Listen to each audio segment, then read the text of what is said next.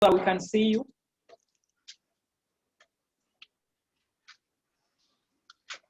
Awesome. So I'll do the introduction of Professor Sattar Bawani. He's currently based at Singapore. We normally use him for some of our Singapore programs. He's the Managing Director and CISO Master Executive Coach with EBA, Executive Development Associates, currently in Asia Pacific. He's also the Chief Executive Officer of the CEE, Center for Executive Education. He's a strategic partner of CEE in offering the suite of executive development that are solutions to the marketplace. Prof. Bawani is also the first co-chair of the Human Capital Committee of American Chamber of Commerce in Singapore.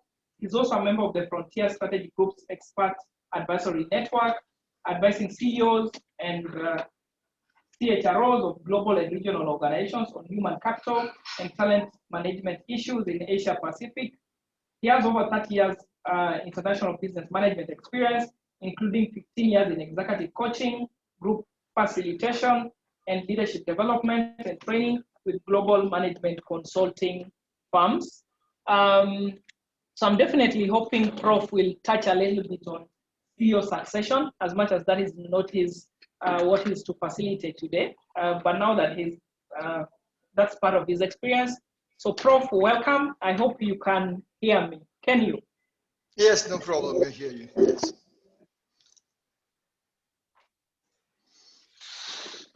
Yeah. So thank you, Etta. Thank you, Godfrey. A very good morning to all of you in Kenya, in Mombasa, I believe, and welcome. Greetings from Singapore, and it's nice to see all of you here joining this session, taking the time off of your busy schedule to join us. And I'd like to thank the College of Human Resource Management for inviting me to speak at the Board Essentials for Now program, which I think is timely in light of the current the pandemic that we are experiencing, going through, the disruption to life, to jobs, to livelihood. And it's time, and also to organizations primarily, and it's important for us to understand what is our role as members of the board, as chairman of the board, and also some of you are senior executives, CEOs, or C-suite leaders. What does it mean? What do you need to do in times of crisis? And the topic that I've chosen to talk about is about leading the board during time of crisis, and disruption.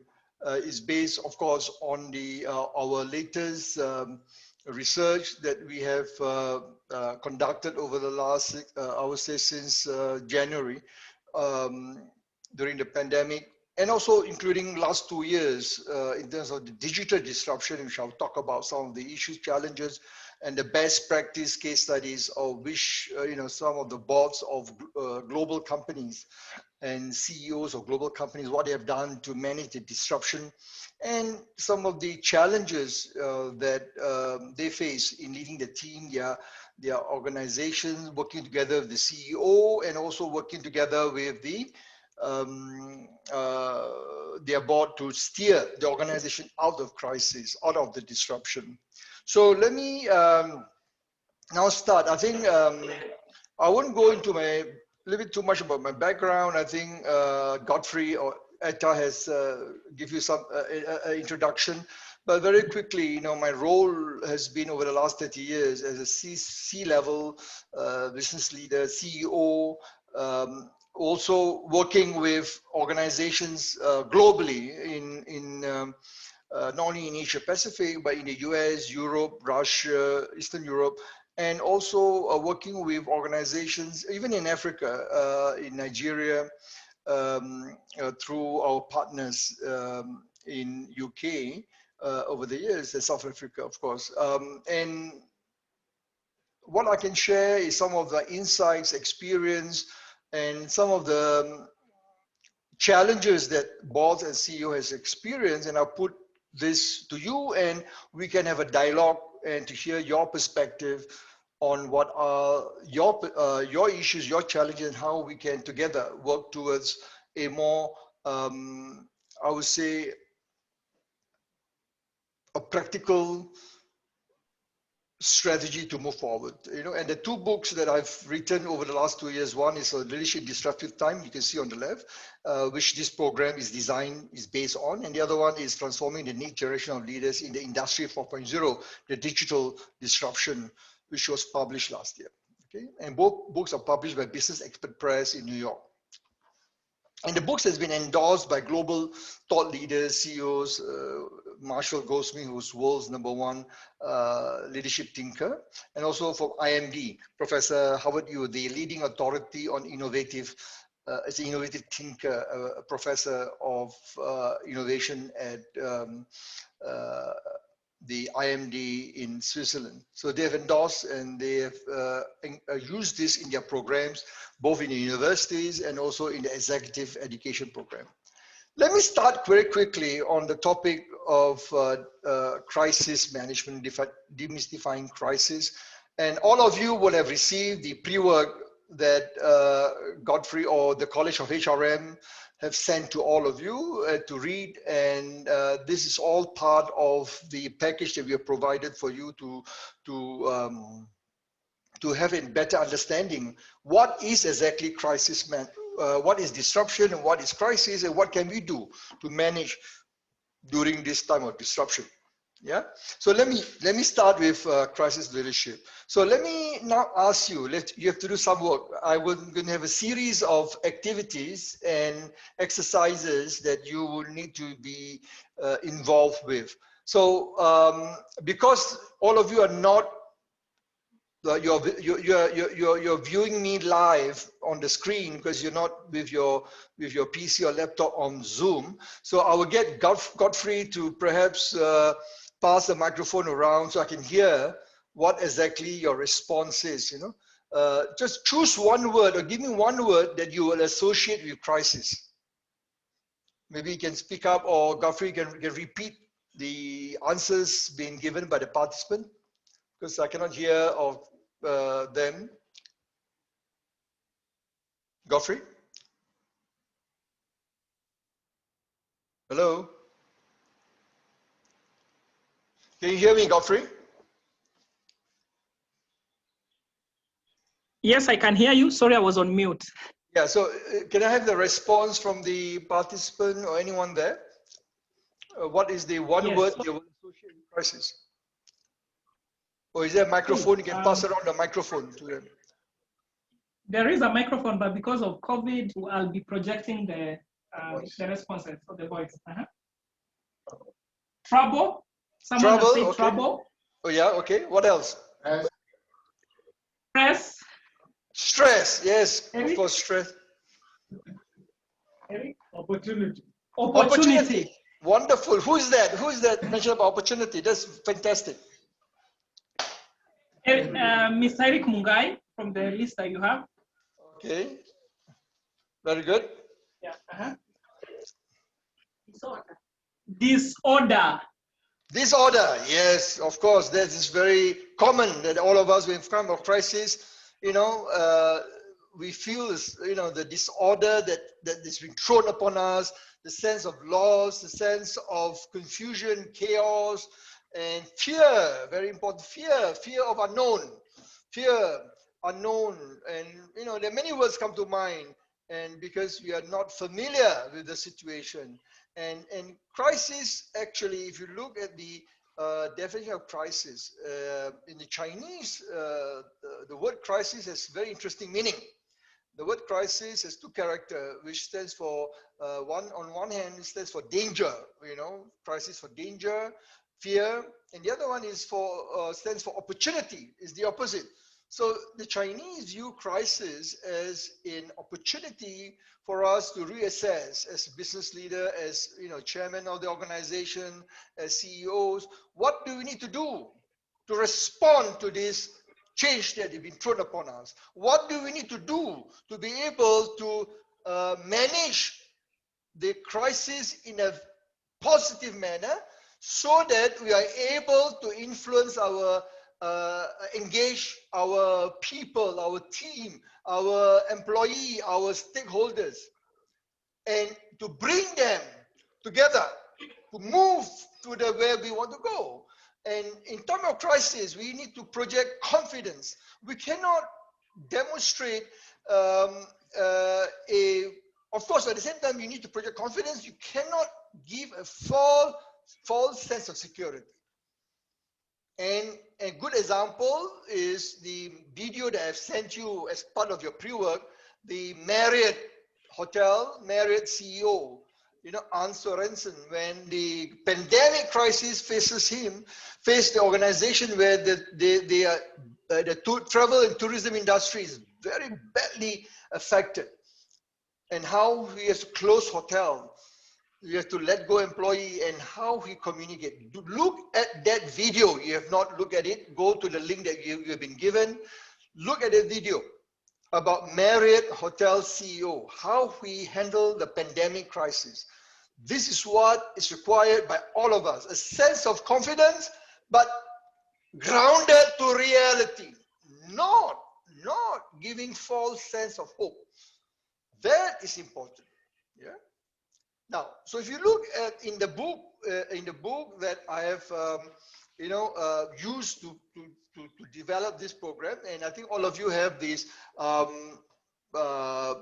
in the pre-work that I've given you, this book called The Leadership in Disruptive Time. I talk about what the crisis means, and I put it very simply, very simple. I say that the crisis is a major catastrophic event, or a series of events that could threaten an organization's strategic objective, reputation, or viability.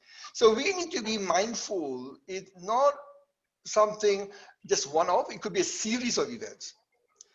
And there are two types of crises that we need to be aware of. One is what we call the routine.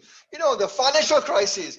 We have in the 80s because of the oil crisis, 82, 84. Then we have in Asia, we have what we call the Asian financial crisis back in 97, 98. And then we have the dot-com crisis, which globally, most of the dot-com technology stocks, affected back in the year 2000. And then we have the September 11, which is, in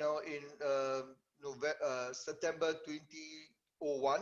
That's where the travel tourism industry is very badly hit because of travel restriction. And of course, in Asia, we have the SARS crisis because the pandemic, or it's not a pandemic, it's an epidemic. It's not come to the pandemic level, but it's mostly in Asian countries, Singapore, Malaysia, Hong Kong, Taiwan, China. It started in China, and that is a crisis. But it affects the financial market. Of course, the latest, the one that we experienced was before the pandemic of COVID-19. It was the global financial crisis, which was in the 2008, 2009. Yeah, the global financial crisis, and that is what we call routine. That's something cyclical. It can be expected every 10 to 12 years. You can expect that crisis. You can plan for it. It's cyclical. If you look at macroeconomics, this is what you can expect. But there's another type of crisis, what we call the novel, unanticipated, that you do not plan for. We do not have sufficiently prepared, or we do not know that you're going to come or it can happen, like what we call the unanticipated black swan event. And an example, first of all, before I give you an example of black swan, maybe you have heard, we all know swan primarily what we call the color of swan are usually, of course, white, and but in Melbourne, in Australia, you can find black swan. It's very rare, but you can find. So when you talk about the crisis, the black swan event is a good analogy to describe something rare, something unexpected, something can have a very severe impact on our operation, our business, and therefore we need to start understanding what are some of these characteristics. And when can we anticipate? Even if you cannot anticipate, what do we do to respond to this black swan event? That is more important, because you're going to have the COVID-19, what we're going through today, it is only one of the pandemic that we're going to experience in our lifetime. It's one in 100 years. The last time we experienced something in this magnitude is during the Spanish flu in the late 20s, early 30s. But even the magnitude, the impact on it, in terms of death, is far much more at that time, because the state of the quality of healthcare and so forth is not there. But today, if you look at the impact on business, on lives, livelihood, jobs, economy, social upheaval that the COVID-19 has caused is tremendous. You look at what happened now, the third wave in Europe. Look at what happened in America, and in Asia as well, in India. Some part, of course, China is very fortunate; they're very well controlled. Taiwan, Singapore is improving. Many countries in Asia are still going through, resurgence of these cases. So why? Because many of these leaders are not prepared, and this is something unprecedented. So when if I look at since it was discovered in December 31st, well, not discovered, it was discovered much earlier, I believe, and there were conflicting reports about when exactly the Chinese government identified the virus. At that time, in December last year, it was a novel coronavirus, _CoV 2019, _CoV coronavirus. Before the name COVID-19 came about, was named by WHO, but back in December, there's a name, the 2019 _CoV coronavirus. And what happened at that time was it was unprecedented, because it was never been experienced. Of course, it's similar to the SARS in terms of the virus makeup, what they had back in 2003. But the Chinese government informed the WHO on 31st December, the last day of 2019, officially informed the WHO of this virus. And then on January 26th, the epicenter of the virus was in Wuhan, China, and the Chinese government locked down for quite some time, and the rest is history. We all know what happened, and the virus has spread to all over the world. Today, we have more than 40 million people infected, close to 43 million. And then we look at the crisis, the virus has spread. It took about 6 months to reach the first 20 million, but only 1 month, the last 1 month, to reach the next 20 million. So you see how fast, how rapid. It's unknown because it's unprecedented, because no one has any idea how to manage it. No one has any idea. The businesses are impacted. Look at what happened to airlines around the world. The aviation industry is decimated. You look at businesses, retail, worldwide has been affected. Travel and tourism. Countries that depending on tourists is badly affected. And this is going to continue. Even with the vaccine being going to be found by end of the year, vaccine does not solve the crisis. It's the vaccination as a process, if effectively implemented across the world, it would help to contain the virus, the crisis. In Africa, perhaps not as rampant as what you see in Europe and in other parts in Asia, but the thing is that the vaccination process is very far much important than the vaccine. The challenge we're going to face is this. This is the biggest challenge we're going to face. Countries, wealthy, first world countries, as the latest research I did, around 18% of the population by several large economy control or have been or have secured a location of vaccine from the vaccine manufacturer worldwide, for their people, for their population, for the electorate, for the residents. 18% of the population out of 55% of the vaccine going to be produced by early next year. So we are anticipating, like in China, there are 2 companies. In US, there were 3 companies. Russia, 1, but again, it's very questionable. And of course, Europe, there are many smaller in Europe, in UK and Germany and France and many other countries in Europe. They are all competing. But what is interesting, the crisis is this. We have a stage of ethical. Now, this is a question. It's an ethical question of practices by government in trying to control the distribution of vaccine. It's going to be a huge problem, depending who's going to be the president as we speak right now.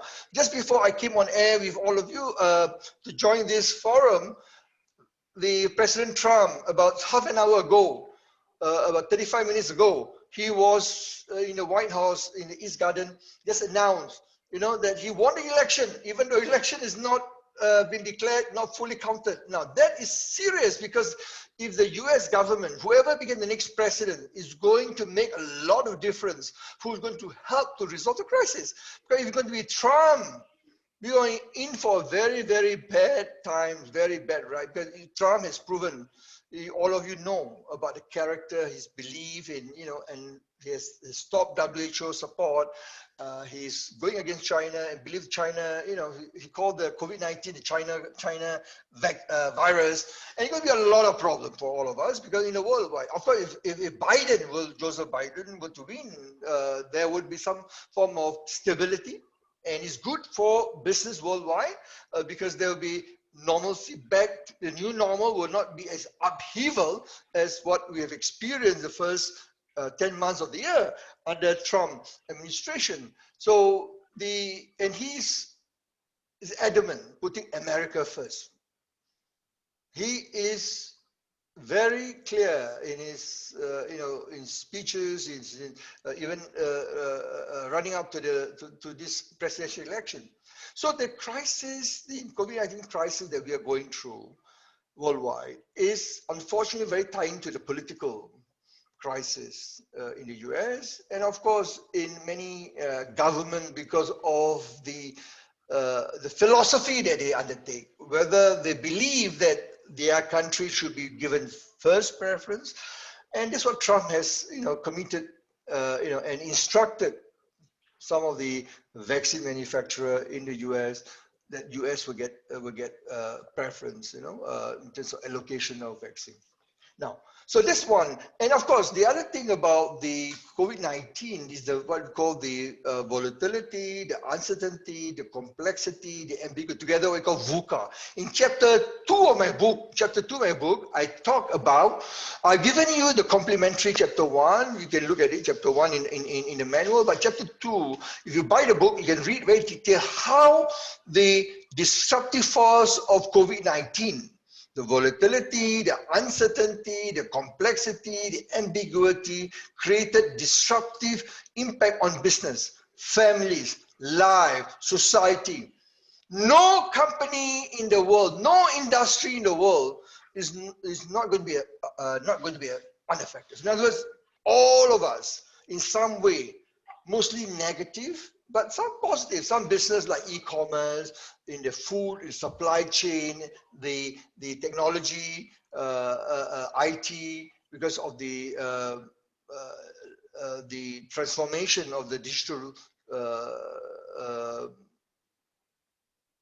journey that many of these companies are going through, even before the crisis, before the COVID-19, is now being accelerated. So technology companies are, devices, storage, IT manufacturing, Google doing very well, Amazon doing very well, HP, Dell, most of the technology companies, they are doing very well. And of course, you look at some of the one who's very badly affected, and one is the airline. Many airlines going to, by first quarter to first half of next year, by June next year, many airlines will be made bankrupt, or they'll be restructuring to a different form, because we don't expect travel to be what it was before the pandemic. Even with the vaccine, there'll be still a lot of restriction. because countries were going to put in place a lot of restriction for those countries that do not have not been able to control, put in place measures, or there's still local transmission cases, and they do not want to have this virus to come in to their country where it's being controlled. So businesses, industry, going to be affected for the next, I anticipate for the first half of next year. And after then, you see stabilization. There will be vaccination going through after the first responder, the vulnerable groups, and the public in general. Will have access to vaccination, and things will be better. So be prepared. This in my book, I describe the COVID-19. To me, based on my research from the Spanish flu, look at the SARS, looking at the other disruptive forces over the last 50 years, the COVID-19 is going to be the biggest disruptor yet in our lifetime. For now, but be prepared. There is a possibility the next 50 years, there will be another, or even next 20 years, we do not know. Scientists have warned us, they're going to have much more bigger, much more lethal pandemic because of the transmission from animal to animal, man to animal, animal to man, and vice versa. So we do not know the mutation of the virus. What is going to happen? These are things which we do not know. So be prepared for this. So the VUCA, as I said, because of the volatility, uncertainty, complexity, ambiguity, and it's unknown. It's a black swan event. COVID-19 is a black swan event. We never anticipate. No one today, no one can say they predict except Bill Gates. In the video that I've given you to view, there is a video from Bill Gates which talk about in 2015.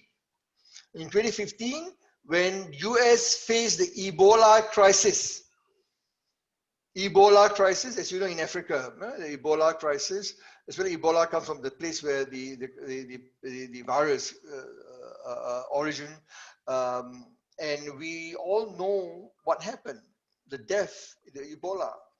And Bill Gates in 2015, and there's a video when he gave a TED talk, a talk in the US, and he mentioned that we're going to experience about this next pandemic. That was 2015. In my book, I give a description, the interview that Bill Gates did, and I lay out what he anticipated, what actually happened, and it's true. The description that he has, of course, at that time he really do not know about the COVID-19, but he expect the pandemic because of one of the unknown things that the virus can, of course, at that time also be concerned of H1N1, the swine flu, then H1N5, the bird flu, and the bird flu can be much more contagious. So a lot of things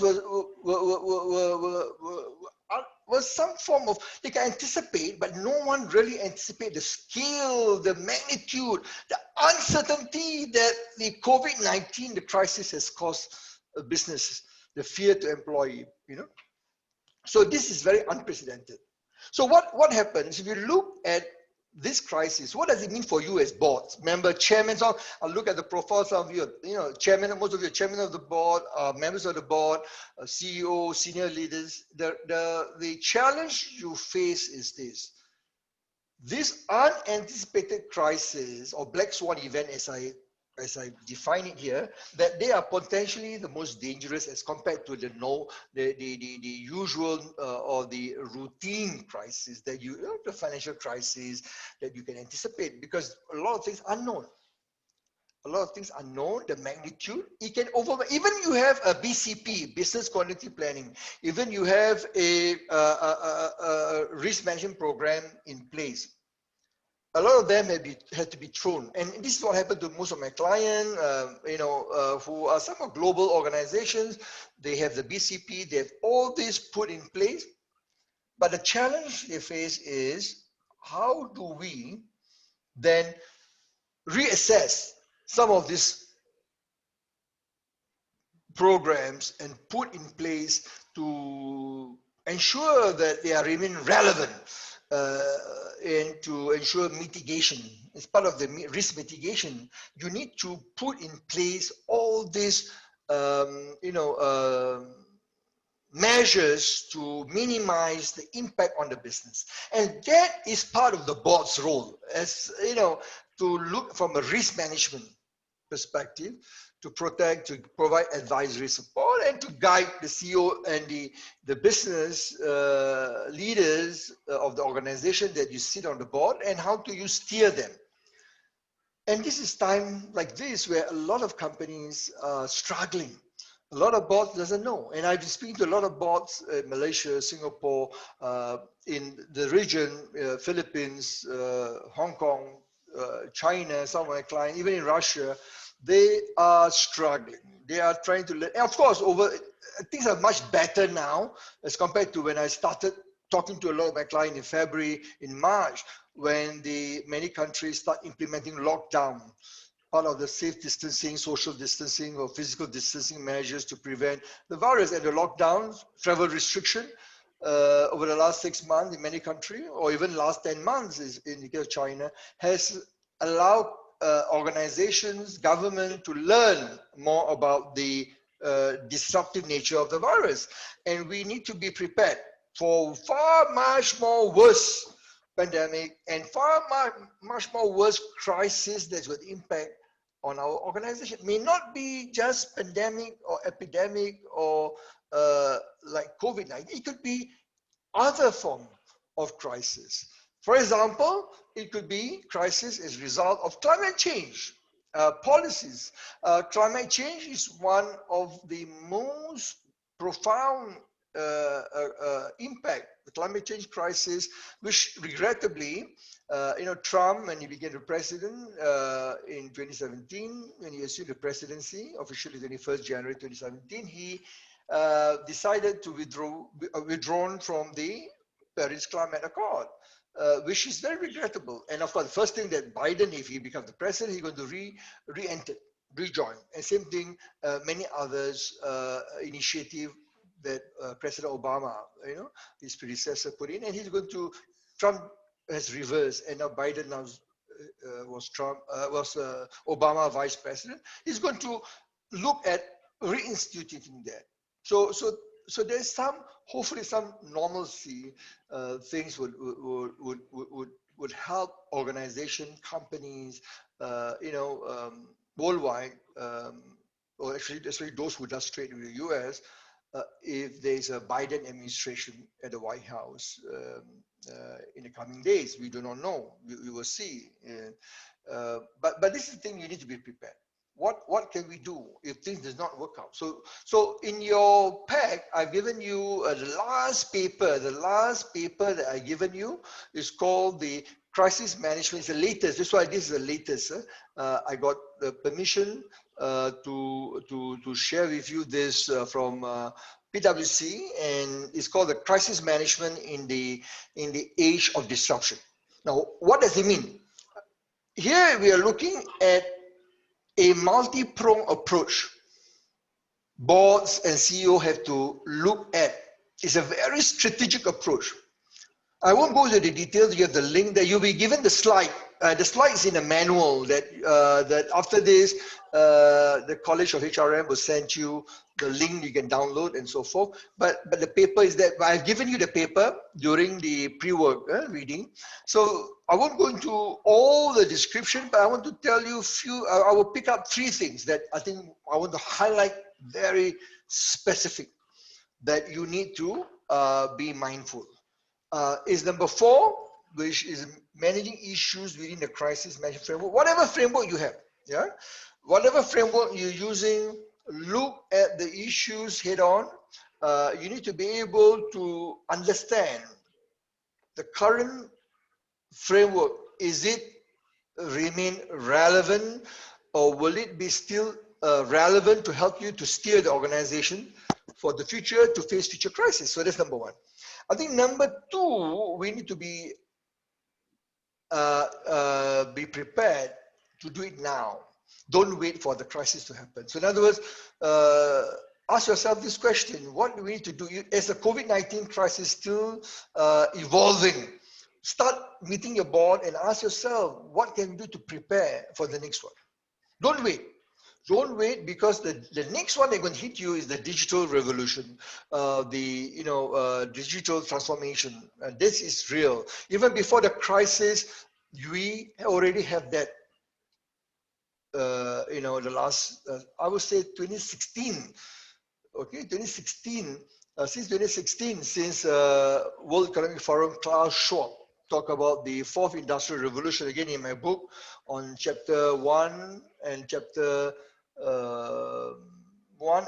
4, I talk about the disruptive impact of the digital revolution. Even before the crisis, the COVID-19 crisis, the digital revolution in terms of impact on business, how you can displace workforce, displace worker, disrupt supply chain, it disrupt the way we do business. It's already happened for the last 4 or 5 years. But many companies are struggling to understand that. So, but the good thing, one of the positive impact of COVID-19, it accelerates the adoption of technology to allow organizations on how to prepare for the future, how to use technology. Look at Zoom. As we are now, I'm delivering this program using Zoom. Zoom is one of the widest, largely for video conferencing, video, for companies, for individuals, for it helps people to be connected during safe distancing, during physical separation from families across the world. We can communicate. Companies doing business can continue to do business, to communicate their teams through technology like Zoom. Now, then you have customers. How do you communicate with customers? How do you ensure delivery of services using the e-commerce solution, Amazon Web Services? Look at Google services. You look at what Microsoft developing a lot of the cloud services to provide to companies to help them to continue to perform, continue to deliver what they do, even during the pandemic, because technology allows you to do that. So there is a positive impact of the COVID. And lastly, what I would recommend, the last point is, no matter whatever you, whether you're a government, whether you're a public organization, whether you're a non-profit or you're a business organization, service organization, whatever it is, doesn't matter. Whatever it is, you need to be a data-centric, client-centric, or in the case of government agency, some of you from the government agency, government link company, think from the citizen-centric. What do I need to do? What do my organization need to do? How can we transform to ensure that we deliver value to our stakeholders? And what it means is that you need to change the way your organization is delivering the services, the product, or your way you're structured has to be seen as that of a tech or data organization. But we're going to use data to learn about, use big data, predictive analysis, using AI to help you to make decisions. This is important because this will allow you to make decisions quickly, allows you to evaluate information, to assess information, and then decide to implement them. So this is the reality that we're going to face. So my advice to all of you as part of the action after this workshop is to ask yourself, when you go back, hey, look at our crisis management framework. Where are we now? How are we going to structure ourselves? Okay, this is the one point action I would recommend you. Now, so looking at all this crisis and over, as I said, remember, I mentioned to you, I started looking at crisis leadership since the Asian crisis in 97, 98 in Asia. And then I was involved in the dot-com crisis with technology company. And then that was in 2000. And then I was involved in the September 11 in November 2001. Then I was involved in SARS, helping client organization in 2003, 2004. And then the global GFC, the global financial crisis, which is 2008 to 2009, where a lot of banks are affected, financial service industry are very badly hit, and because of that, it impacts other businesses as well, because of credit crunch and so forth. And of course, the latest current crisis, the pandemic, the COVID-19. So what we did is, my team and I have looked at it, and we did the research. We looked at the longitudinal studies over the last 20 years, from 1997-98. So if you look at those 25 years, around 25 years of research data. So we have developed this model of 6 behaviors that you can adopt during time of crisis. Number 1, about communication, be empathetic, be purposeful, driven. The message must be clearly driven.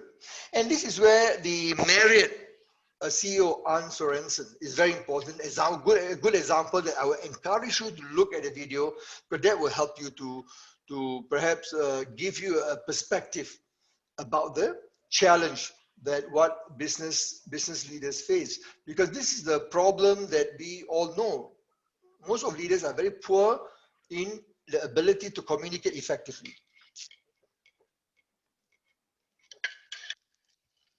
Second, how can you be resilient in times of difficulty, crisis? You need to be calm. You need to be compassion, demonstrate understanding. You need to have empathy. You need to show care and concern to your employer. And I think the September 11, you look at, a lot of people will not experience, nobody, look at the terrorist attack. Because September 11, it affects, of course, the travel tourism, airline industry very badly. And of course, other ancillary that depend on airline industry, hotel, travel, and so forth, F&B, retail, and so forth. But what is interesting, if you look at some of the leaders who have been very strong, if you look at what they do differently, they are calm, they are resilient, they can bounce back, and they are very smart. In today's context, if you look at the COVID-19 crisis in hospitals, in government agencies, and people are now beginning more and more aware of the importance of technology, using big data, predictive analysis, using artificial AI, artificial intelligence to make decisions. And this is something which is going to become more and more pronounced as we have machine learning, and we have deep, learning, where the AI not only gather information, make sense of the meaning of those information, help you to make decision, although they do not make the decision themselves. But there's another, the artificial general intelligence, the AGI, which is not known but is used in scientific world, in research, where for military, for very advanced technology, advanced robotics, where it will replace us. Human beings. Yeah? I don't see that as something immediate, because in the business world, you still need to have the connectivity, the rapport with client, connected. But many of the mundane, repetitive tasks is going to be replaced. So there's a new term called cobot, C-O-B-O-T. In my book, I explain that, especially in the industrial, like automobile, industrial machine, you see this cobot, where they have cobot, C-O-B-O-T. Cobot stands for collaborative robot.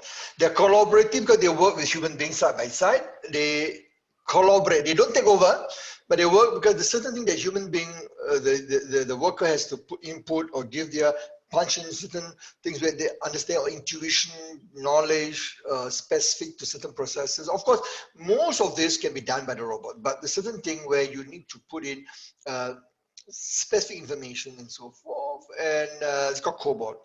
The other one is called IIoT, Industrial Internet of Things. This is basically in the manufacturing, when you have different machines talk to one another without the intervention of human. That is going to become more pronounced, IoT. Yeah, and of course the CRIS, S stands for shift your mental model. How do we shift, disrupt our mindset? Because you cannot solve the problem. You cannot solve whatever is on our hand if you stick to the same level of thinking.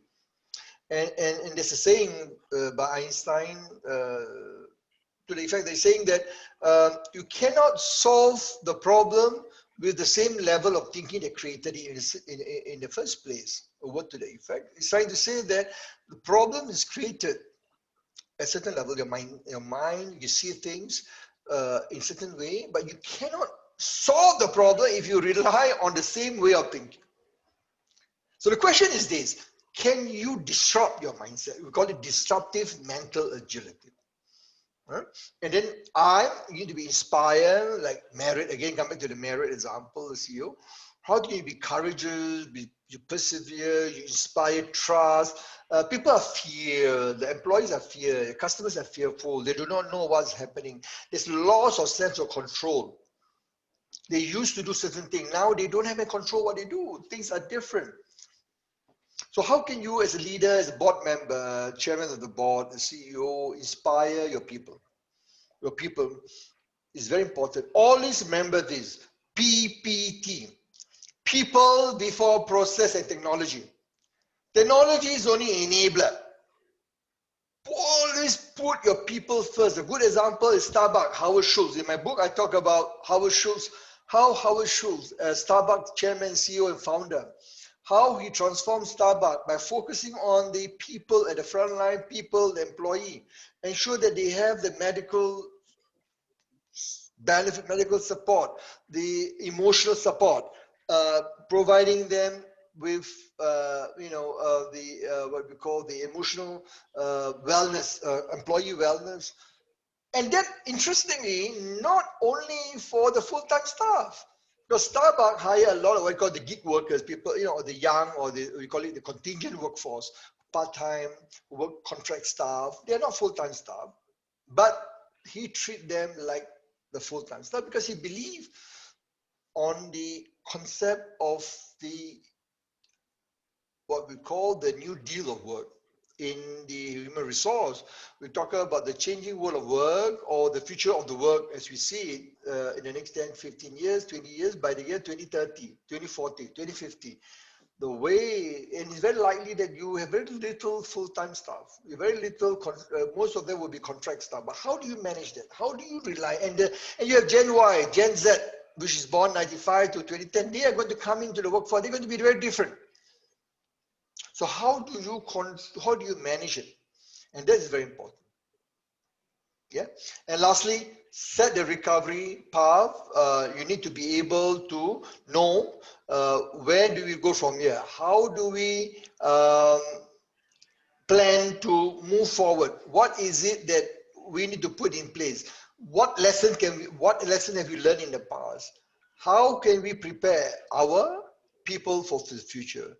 So where we were, where we want to go, and the next one is, which you, all of you, the board and the senior leadership team, how do we get there? So it's not only enough to talk about your plans for the future, but you need to demonstrate how do you get there. So this is basically what I call the crisis management model. So before I move on to the next part, so this is the first part about crisis. I'm going to want to move to disruption. So is there any question? Let me just pause here. Any question?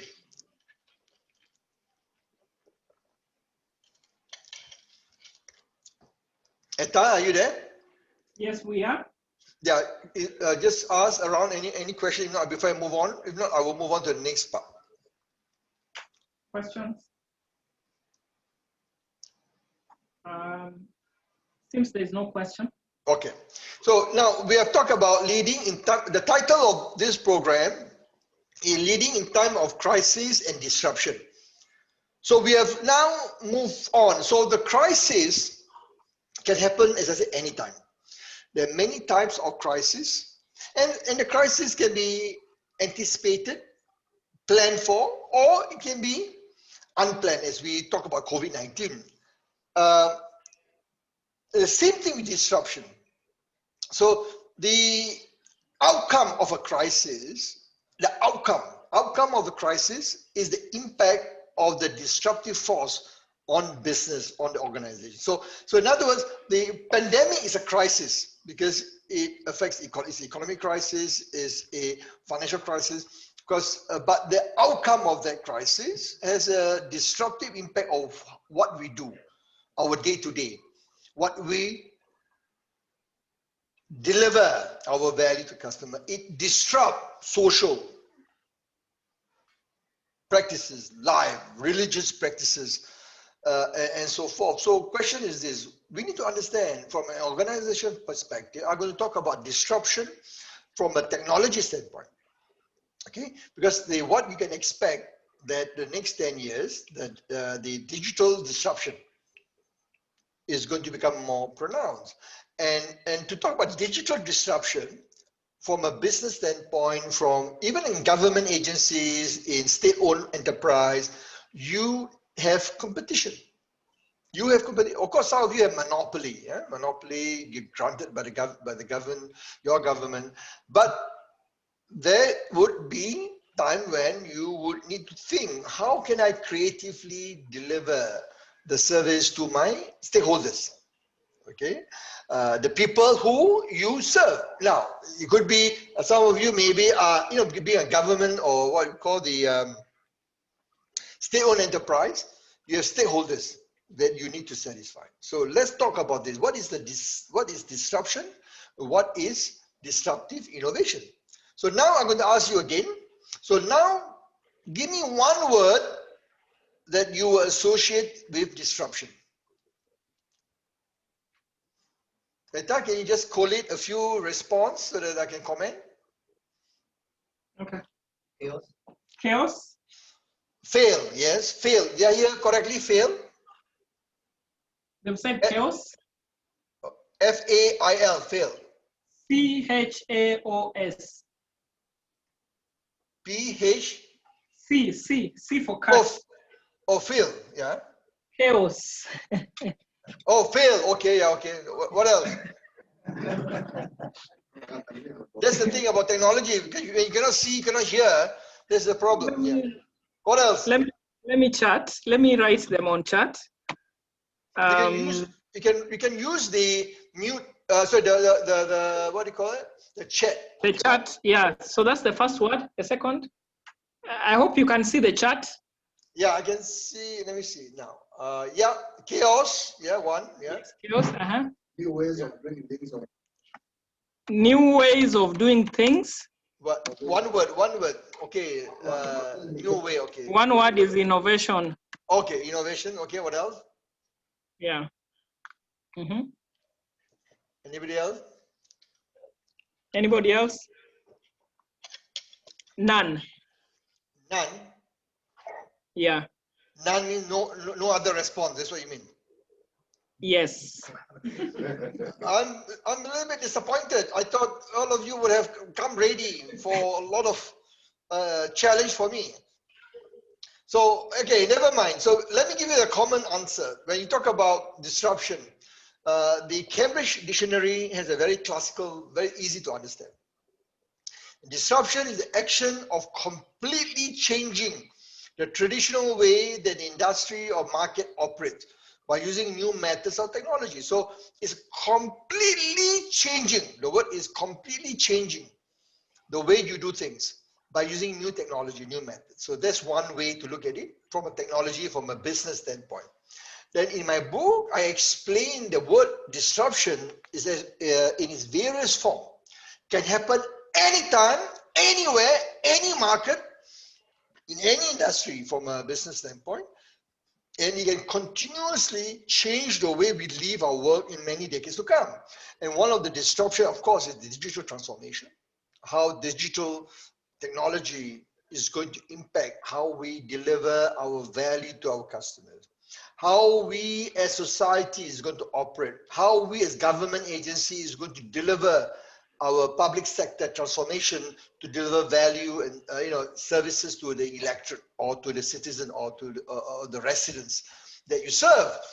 So if you look at disruption, no one can avoid disruption if you are in a world, the world is interconnected.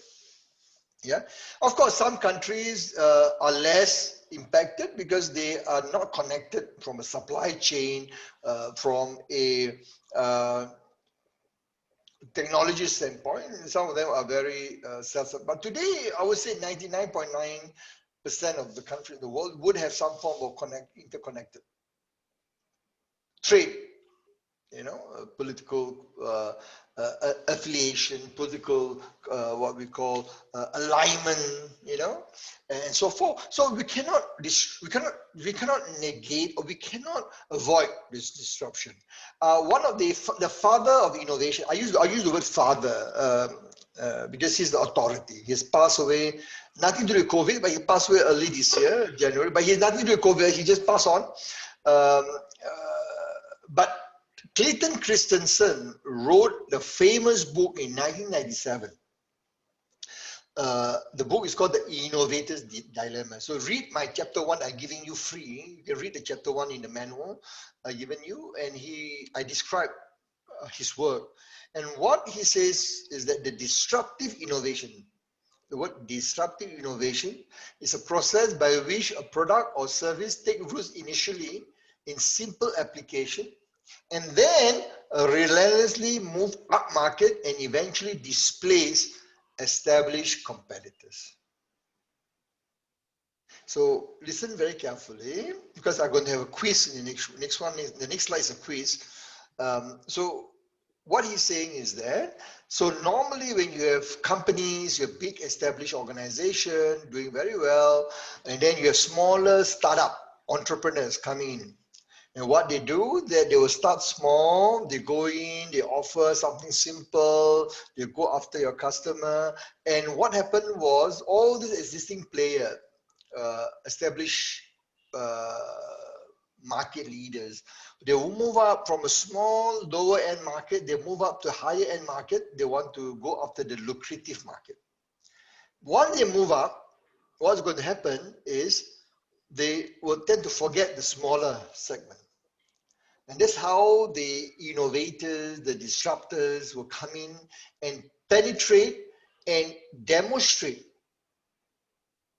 their value to this smaller market and take away slowly the market share of the bigger competitor. And this is why you find today in many countries in the world, according to Clayton, this is the guy Clayton, he says that many big organizations, and I will give you some names in a short while, and they are struggling. They're struggling to compete with the newer, younger players because they're so good at what they do. They are very big companies. They're so established. They go after the big market.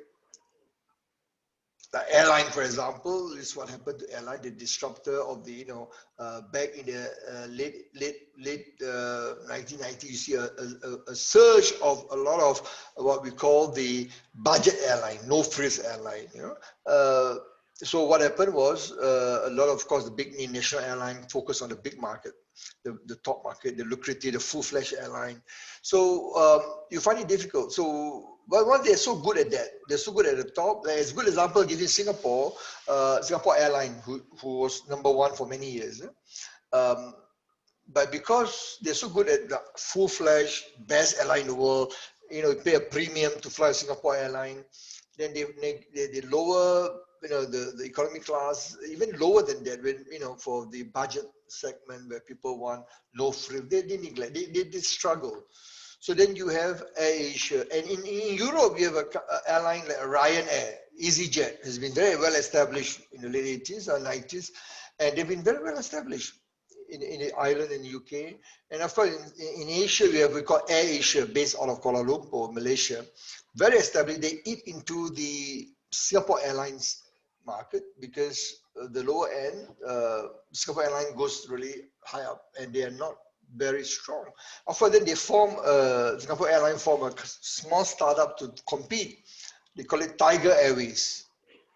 Okay, Tiger Airways, and of course it was not successful because issue. Okay, there's another case study I've not written in the book, but one of the things that I always teach in workshop is about how AirAsia survived during during the what we call the September 11, and then the global financial crisis, and able to beat their domestic Malaysian airline and then take on Singapore Airline, a neighbor, back in 2008, 2009, 2010 at that time.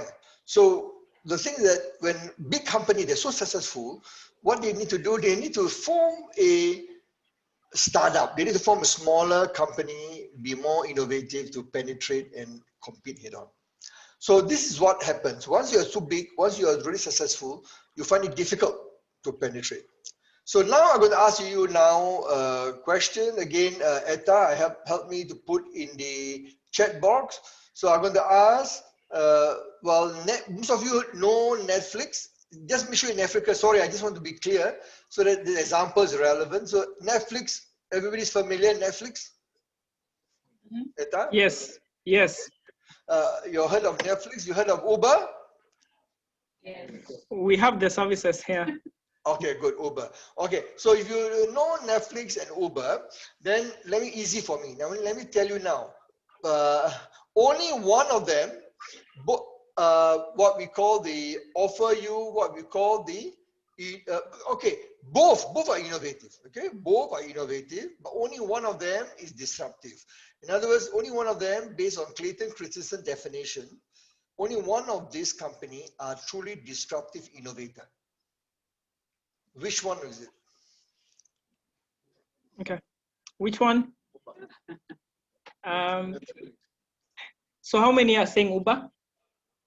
1, 2, 3, 4, 4. How many are saying Netflix? 1, 2, 3, 4, 5, 6, 7, 8, 9. So a lot of people are saying Netflix, but 4 are saying Uber. Okay, so those who said Netflix, can you just ask random, whoever, you pick anyone you want to pick on, why Netflix? And those Uber, why Uber? I want to hear the explanation. Okay. Why Netflix?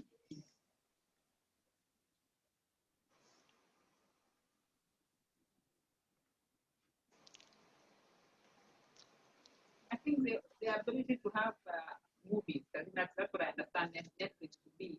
If your fingertip, as opposed to going to that movie, the concept of the normal movie house has died.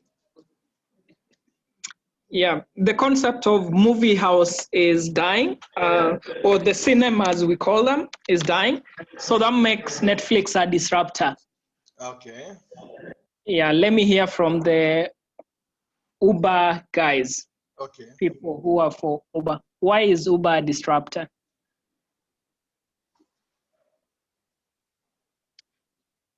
Change the way taxi services are offered. It changed how we take. I don't know if you understand what taxi is, but yeah, it's global. Yeah, it changed how taxi works. In what way? Sustaining. By sustaining innovation. I think using technology to provide services, completely providing service linkages between suppliers and users. Okay. And I think that is now being adopted across a lot of supply. I mean, that e-commerce and so on. I think that Uber is a disruptive. Okay. Okay. Uber, they don't own any cars. Neither does Netflix own movies too. but what they disrupt. I agree. So, Prof, did you hear that? Yeah, partly, but not fully. But I hear that. The part about the technology. Okay, I mean the explanation, not when there's some relevance to what you say, but not fully the way it was designed by Clayton Christensen. So let me share his rationale. Only one of them is disruptor, which is Netflix. And you talk about the movie house is correct, but the Netflix started, when it first started in the 90s, it was competing against the Blockbuster, the largest competitor. And the Blockbuster at that time were, providing video rentals and mailing. You can, they will send you by post the videos, the DVD. You can watch the DVD. And then you return back. And if you're late, they will give you a penalty, very expensive, penalty for being late and so forth. So what happened was, late 1990, early 2000, the internet, of course, the internet started becoming popular in 95, after 95, Windows 95, and that's where the, what we call the browser war, between Netscape, the browser company, Mark Anderson, and versus Microsoft Windows. We call it the Internet Explorer, IE. So that was 1995 when they introduced the Windows 95. So that's where the browser started becoming more prominent. People, because it's packaged with the OS, with the Windows operating system in PCs and so forth. And the rest evolved. And I think by early 2000, mid 2000, what happened was this video streaming become popular. People can have access to internet. They can watch video on internet, but it's not like the one you have now. The bandwidth is still very restricted. So what Netflix was able to do, it goes to the Blockbuster competitor, the competitor's customer. They say, okay, okay, you've been, paying so much fee, so much money from Blockbuster. It's fine, but we are offering you a cheaper alternative. You can have all the content. Now it's all the content, but at that time it's very limited. So they have a wider selection. Okay, you have a wider selection. You can watch movies all you want and at your own pleasure, on demand. A very low price and on a multi-device. In other words, you can use your phone, on the PC, connected to the TV, whatever. So they really transform, they disrupt. They totally disrupt the Blockbuster, or the at that time was the video rental business, and of course they disrupt also the cinema. You're right, movie house and cinema, because what they are saying is that, of course, the movies, the cinema normally has the latest movies that you see launched by the Hollywood, most of the brand, whether MGM or Sony Pictures or whatever. Yeah. So you find that most of this Netflix at that time back in 2000, Netflix would get all the old movies. They will put it on their platform. You can subscribe a fixed fee, $10 per month, all the movies you want. Of course, now they're disrupting again, and Netflix actually is disrupting because of the pandemic. They're so successful. People stay at home. What they do? Watch movie. What can you do at home? And you watch movie after movie. And what Netflix did over the last 3 years, 2.5, 3 years, they've been very successful in producing their own movie. So they are now disrupting the movie industry, not the cinema. They already done that. Yeah. So they are now, you go to Netflix, if you mostly subscriber to Netflix, you see the word Netflix original. Okay. Netflix production. So all these movies are produced by Netflix, are funded by Netflix, and they are competing against all the big names in Hollywood. Movie house, I mean the production house, like as I said, MGM or 20th Century Fox, Sony Pictures and Mirama and so forth. So the question is this: what are they doing to do? And some of these movie companies are threatened. Of course, they looking at Netflix was so successful. Amazon want to do everything. And Jeff Bezos, if you look at the video yesterday night for you, I just uploaded some last night. I uploaded some videos for you with the link that I given you. Jeff Bezos was interviewed. And what he wants to do is that he wants to disrupt almost all industry. Listen very carefully. Jeff Bezos, Amazon and Google, these two names are going to conquer everything in the world. They want to be involved in everything. And I'm more concerned about Amazon than Google. But Amazon, now the most profitable company, and Jeff Bezos, the world's richest man, he wants to disrupt in every single part of business. They have a company called AWS, Amazon Web Services, which provide cloud computing, for company, and they're going to disrupt. They're going to compete in Google, Microsoft, cloud service, IBM cloud service, so HP cloud service. So they are the biggest disruptor, Amazon, and this is what's going to happen. So be prepared to see what's going to happen. And Netflix as a disruptor is being disrupted by Amazon. Amazon Prime Video, that's the company they have. And then, of course, the other NBC have a series, and Apple TV, Apple has their own. So they're all trying to compete with one another. Now, why Uber is not a disruptor? It's very innovative, but what Uber did very well, they look at taxi company, people, passengers are very frustrated with taxi company because you have to wait for hours to get through the line. Sometimes you have to wait, you call up on the phone to get all this company and you get very frustrated. Why? Because you have to wait for so long. I can't get through. Phone keep on ringing. So Uber is smart. So what they did, okay, fine. Let's go look at how to make it convenient for the passengers, for the customers. So they came up with this software which allows you to use a mobile phone. So the mobile phone is a platform. It's a platform where you can then book your taxis and you can pay direct, you can communicate with the driver get to know you, you get to know the driver, the profile, it become a very personalized. Yeah. So they are a platform provider. Yeah. Just like Alibaba, which is Chinese Jack Ma for Alibaba, the platform where allows you to buy and sell from individuals, C2C instead of B2C. And the concept is not new because eBay has been doing that. Yeah. So Alibaba make it simple, easier, and the transaction seamless. Even funding, they even provide funding, payment.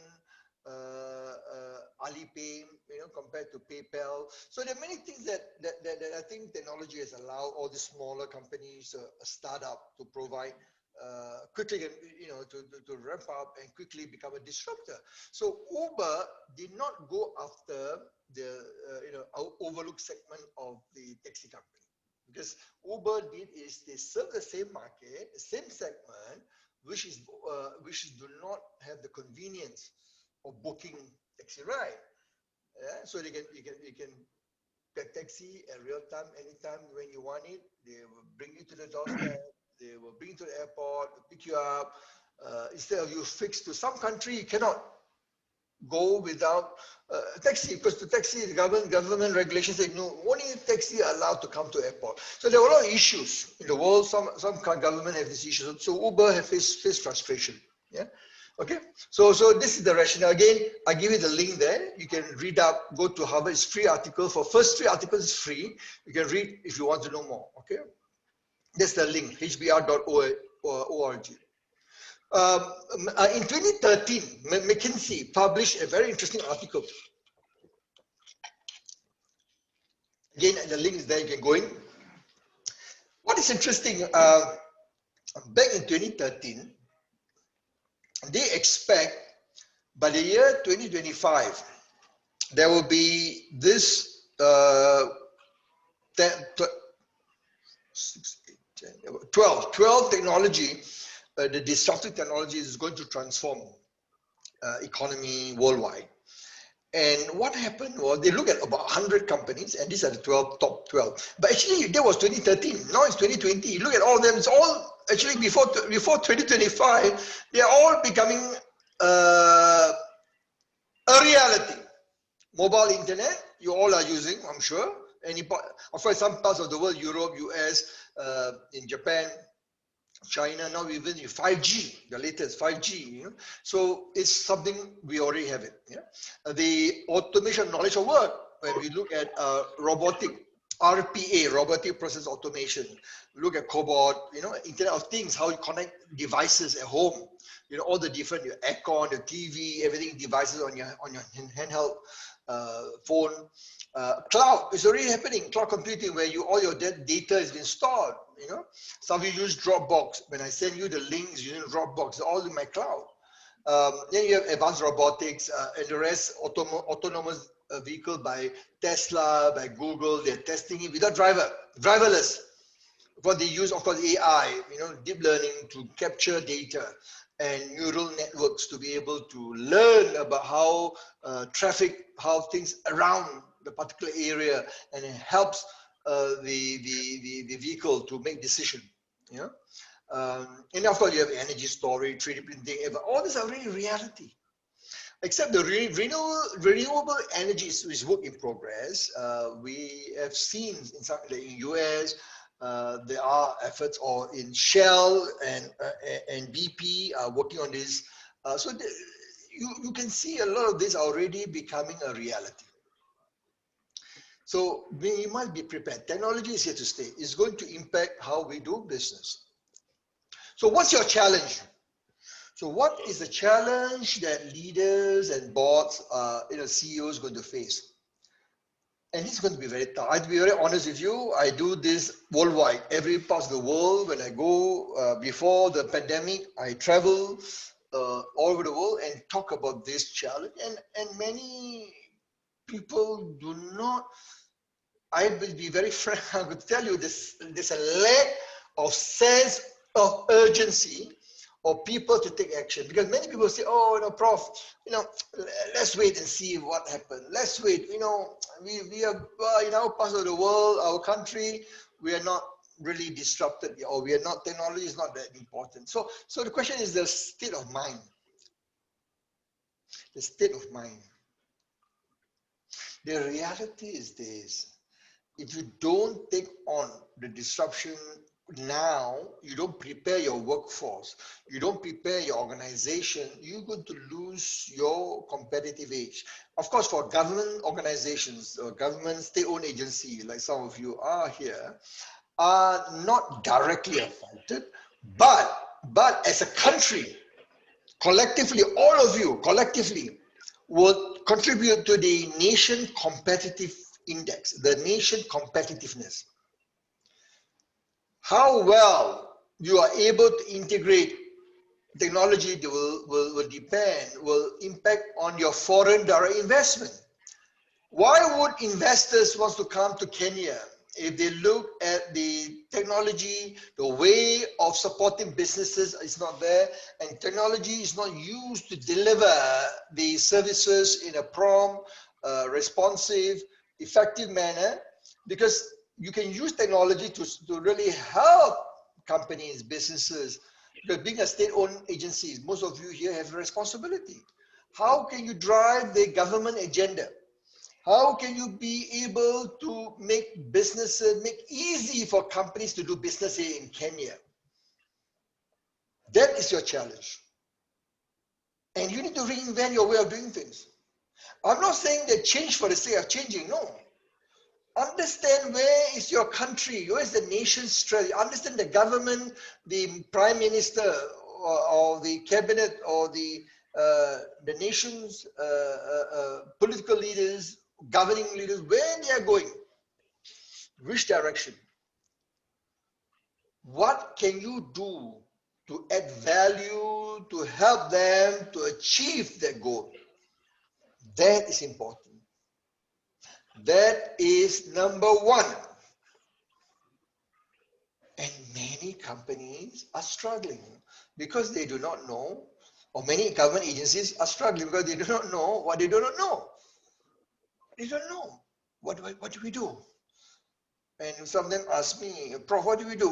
We are lost because some of the countries like in Asia, in Laos, in Myanmar, in some of the smaller, more, we call it the developing economies. So as a state-owned enterprise, in Singapore, for example, the EDB, the Economic Development Board, which is the premier agency, which, of course, the economic to bring foreign direct investment, Singapore is one of the top 3 in the world in terms of the best place to do business, easy to business, Switzerland, Japan, Hong Kong.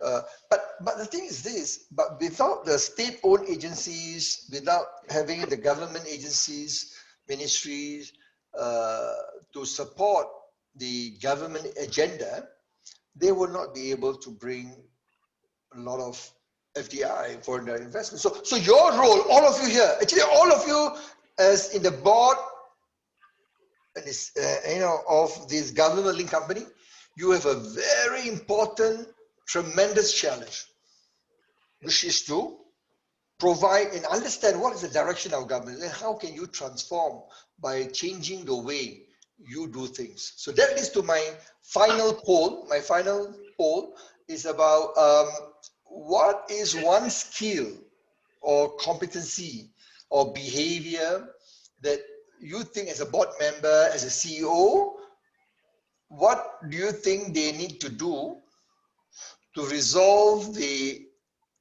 leadership challenge, from the future? What it would be? It could be entrepreneurial, it could be anything that is happening right now in your company. So to prevent you, what could prevent you? And also what would it help? What behavior, what skill, what competency?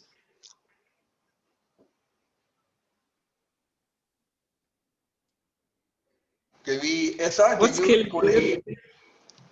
Yes, we are. I'm just, what skill or competency do you think is crucial towards resolving the leadership challenge resulting from the disruptive process? Yeah.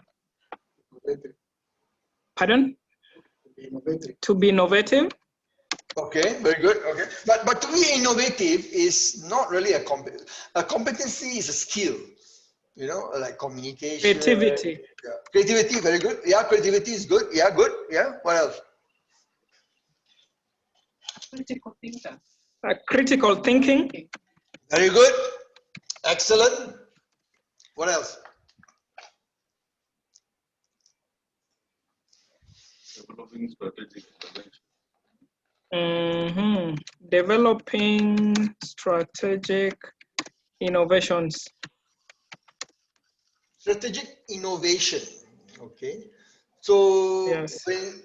Strategic, the word strategic innovation. Okay, the word strategic, okay, fine. But it's similar to innovative, the earlier one. Okay, what else? What else you think? Flexibility. Flexibility, okay. So these are correct. These are some of the things that I talk about. So let me now give you some insights into what you need to do and how you can lead the board and the CEO. One of the things that in my book, I look at many companies, there are many case studies. One of them, the best bank in the world, which is the Digital Development Bank of Singapore, DBS Bank in Singapore. They're the best bank in the world for digital. The other company is Starbucks. We all know Starbucks. We drink the coffee. And then we look at, for DBS in Singapore, which is the world best digital bank, is a guy called Piyush Gupta. He's a CEO, and how he worked with the chairman, Peter Sia, to drive success. In my book, chapter 5, I explain that. And I give you an excerpt of that in your pack manual. I've given you a pre-reading. Starbucks, Howard Schultz, again, he managed disruption very well. And Microsoft is a digital group, Satya Nadella. Satya Nadella, who is the third CEO. He's a far much better CEO than Bill Gates, the first one, and second one, Steve Ballmer. Yeah? So if you look at all, there are many others companies, but if you look at all of them, what is competency that they are so good at? I managed to collate worldwide, and over 25 years of research that I've did in leadership development, I compare against the disruptive environment, against the emerging economies, different leadership. So to be successful, I call it the disruptive leadership competency. There are 6 behavior. Okay, 6 behavior. What I believe is critical is to be able to understand what does it mean. So if you look at the challenge that we face in organization today, we need to revamp, restructure our way we develop leaders. So as a CEO, as a chairman of the board, you need to decide the successor to your CEO of the organization. So when the future CEO you want to identify, you want to hire, make sure you assess them based against this, and you know, we can help you there. What you need to do is understand first, because you need to get a book, and I describe very detailed in the book what are these competencies. Yeah. So number one is called disruptive mentality. Now, what do I mean by that? The disruptive mentality is with regard to the way you think. Is the innovative driven. Okay, you need to change your mental model.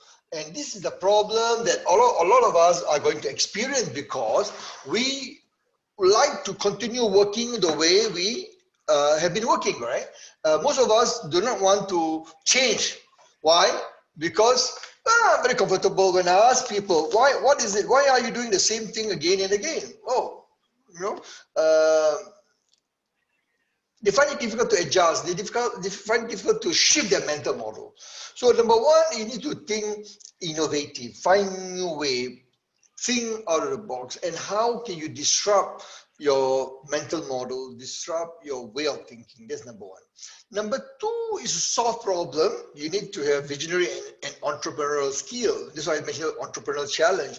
The word I mentioned entrepreneurial or intrapreneurial. Sometimes some books use the word intrapreneurial, means for non-business. What you need to change is your solving problem. You need to think out of the box. We always say, you know, we always say this. We always say, when you want to solve problem, you must think out of the box. Actually, the right thing to say, in my view, is when you talk about disruptive environment because of the digital transformation, you have to ask this question: what do I need to do differently? And most importantly, the question is, how do we then transform and think there's no box? Now, the box is just imaginary when you have problem. So think that there's no box. In other words, don't say think outside the box. Don't even think there's a box. So that is a challenge. How do we shift? Because you always, our frame of reference, our mindset, we tend to restrict ourselves to a certain way of working. And there's nothing wrong with that, because, what worked in the past. And, you know, the problem is this: we tend to rely on what worked in the past, what we have done, and then we start relying on the past. Okay, it may not help, and I'll talk about that in a short while. So that leads to the third one, which is called the cognitive readiness. So how do we ensure that we are able to develop our mental agility? Now, what do I mean by that? The mental agility is able to develop what we call cognitive readiness skills to assess our thought process. How do we use emotional intelligence? How do we think and assess information? While we can rely on machine, we all talk about machine, right? Machine robots to help us, AI, big data. We cannot just rely on that alone. We must ask ourselves, is there other ways of doing things? Maybe sometimes we cannot just rely 100% on the data that we have. We have to question. Just like today, we receive a lot of news, fake news. You know, fake news, things people spread on WhatsApp, on social media. So we need to assess information. Hey, is it relevant? Is there validity, reliability of this information? So that's cognitive readiness. Then it comes to the fourth one, resilience. How do we change ourselves? How do we adapt to the new environment quickly? When we fail, how do we bounce quickly? Okay, when we fail, how do we bounce quickly to meet the need of the, to solve problem, to be able to support our team? And number 5 is our empathy and social skills. So how do we care for each other? How do we understand the customer's issue, or the citizen? In your case, most of you are, government agency, the residents in Kenya, the Kenyan citizens. the electorate, what are their concerns? What do you need to do to support? And lastly, of course, is very important for results. Even you're in government agency, you have certain KPIs, certain goals you need to achieve. Because you need to be very clear what, as a leader, your role in a disruption, you're going to be very customer focused, very results focused, very numbers driven. How do you able to achieve that? So together, I call it the disruptive digital leadership competency. So in my book, on chapter 6 of my book, I have very much detail. I lay out what you can. It's like a playbook, you know, like a toolkit. If you read the endorsement that I given you earlier, you see all the leaders who have read the book in June, July before it was published. They said it helped them to prepare what we call a game plan. What they need to do, go to market in a disruptive workplace. Yeah? So think about it, reflect on this, read again the information I've given you. I give you an article which is coming out later part of this month, embargoed means not public, but you're not supposed to distribute. I got permission only to allow you to read for yourself. You cannot distribute to anybody because the publisher of the magazine only coming out in 25th of November. So it's not published yet. Yeah. Okay, then we have, remember I talked about number 3, the cognitive readiness earlier. So if you look at number 3, cognitive readiness, yeah, here. Okay, so now I'm going to show you the detail. So I break it up. So this cognitive readiness, I started in 2016 in research in the VUCA environment. Volatility, uncertainty, complexity, ambiguity. Because of the 4th Industrial Revolution in 2016, I wrote a lot of articles, research, and I published in 2019, I came out with a book. But what happened was, we did a global survey in 2016. So we asked thousands of leaders worldwide. We asked our client globally, what is it that you think the leaders need to do differently to be able to support the business? So they've given us many. So we collate, we look at the top competencies. Number 1 is metacognition. Again, related to mental agility, but it's more about regulating. When you're upset, when you're frustrated, with a sense of loss because of disruption, how do you handle your mood? You cannot throw a tantrum. You cannot, you know, shout and get angry. Some people, they don't know how to manage it, they get angry. So you need to shape your mental model, your agility is very important. Then you need to be present. So when you are stressed, when there's crisis, some people are all over the place, you know, they're not controlled, they're not being present, they're not there when the staff need them. So you need to have attentional control. Be fully attached to your staff, to your people, your stakeholders. Third is sense making. So sense making is about ability to connect the dots. You see different facts, different information coming in. How do I put everything together to give you an answer to solve your problem? So when you're the board, when you meet together, when you're the government agency, maybe the minister or the prime minister has an issue, how do you look at the data? How do you provide solution? That's very important. Okay. And number 4 is intuition. Now, while we can depend on AI, you can depend on a lot of things, but it's very important, intuition, gut feeling, very important. And of course, we talk about problem solving, critical thinking just now, adaptability, I talked about agility just now, and lastly, communication, which is very important in crisis. I mentioned about the crisis model, but the good example is Marriott CEO, Arnd Sorensen, look at the video, and that together, we call it the cognitive readiness. So this is what in disruption, you must be, all of you as board member, to guide your companies that you are supporting, your organization, demonstrate this, and also for you to identify future CEO, future senior leaders, they must have all this. These are validated research worldwide. Okay. So with that note, let me just pause here. I have about 20 minutes of Q&A, and I got last few slides, just advice for you, just quote some quotes before I end. So let me now open to dialogue session. Etta? I am here. Can we invite? So questions, perspectives, and discussions.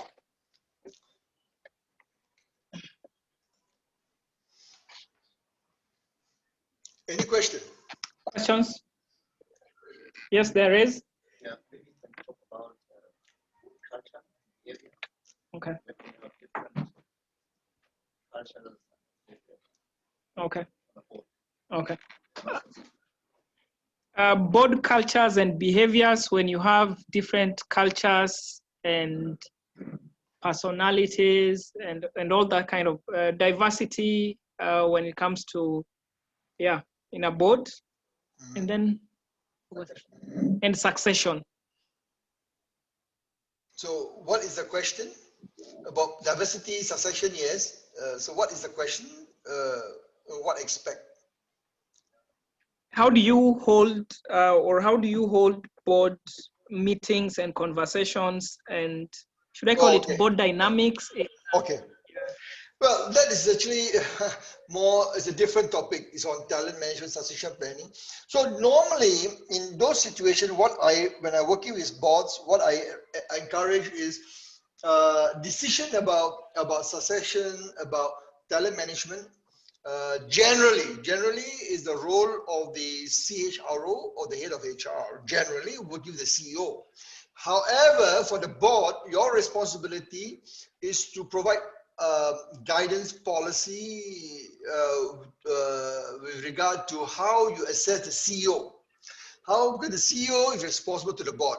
So the role that the board should seriously pay attention to is the CEO and his potential successor.